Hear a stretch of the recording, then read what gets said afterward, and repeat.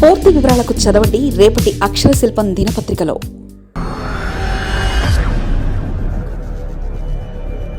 MLA గాలి Janardhan Reddy entry 14 ఏళ్ల తర్వాత బళ్ళారి జిల్లాలోకి. రాజకీయ వర్గాల్లో తీవ్ర ఉత్కంఠ. శాశ్వత ప్రవేశానికి కోర్టు అనుమతి. కర్ణాటక రాష్ట్ర రాజకీయాల్లో కలర్ఫుల్ పొలిటీషియన్గా నిలిచిన మాజీ మంత్రి ఎమ్మెల్యే జనార్దన్ రెడ్డి అక్రమ్ మైనింగ్ ఆరోపణతో 2011లో అరెస్ట్ అయ్యారు. అప్పటి నుంచి బళ్ళారి జిల్లా ప్రవేశంపై సుప్రీంకోర్టు నిషేధం విధించింది.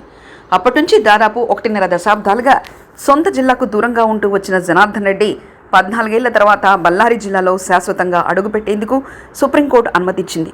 దీంతో అతని 14 ఏళ్ల అజ్ఞాతవాసం ముగిసింది. బళ్ళారి జిల్లాకు మాజీ మంత్రి జనార్దన్ రెడ్డి నేడు ఎంట్రీ ఇచ్చారు. గంగావతి బుక్కసాగర్ నుంచి దేవలాపురం మీదుగా బళ్ళారి జిల్లాలోకి ప్రవేశించింది. ఆ సమయంలో ఆయన అభిమానులు, బీజేపీ కార్యకర్తలు జనార్దన్ రెడ్డికి ఘనస్వాగతం పలికారు. బళ్ళారి శివార్లలోని అల్లీపూర్ మహాదేవ తాతమఠం నుంచి ఘనస్వాగతం లభించింది.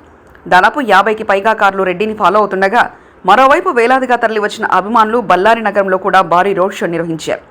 2015లో బెయిల్పై విడుదలైన ఆయన అప్పటి నుంచి కూతురి పెళ్లి, మామగారి అనారోగ్యం, కుటుంబ సమేతంగా పలు కారణాలతో సుప్రీంకోర్టు అనుమతితో గత 9 ఏళ్లలో 5-6 సార్లు మాత్రమే బళ్ళారికి వచ్చారు.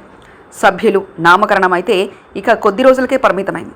దీంతో కొరగరెడ్డి తన సొంత జిల్లాకు దూరంగా ఉండాలనే ఆరాటం ఎప్పుడూ ఉండేది. ఇప్పుడు జిల్లాకు శాశ్వత ప్రవేశానికి కోర్టు అనుమతిచ్చింది.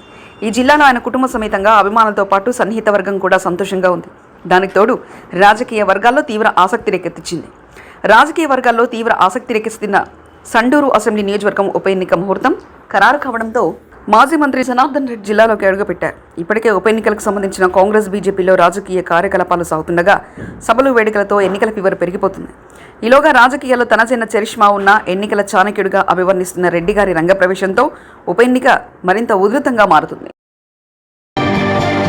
మరిన్ని కథనాల కోసం సబ్స్క్రైబ్ చేసుకోండి మీ అక్షర శిల్పం. పూర్తి వివరాలకు చదవండి రేపటి అక్షర శిల్పం దినపత్రికలో.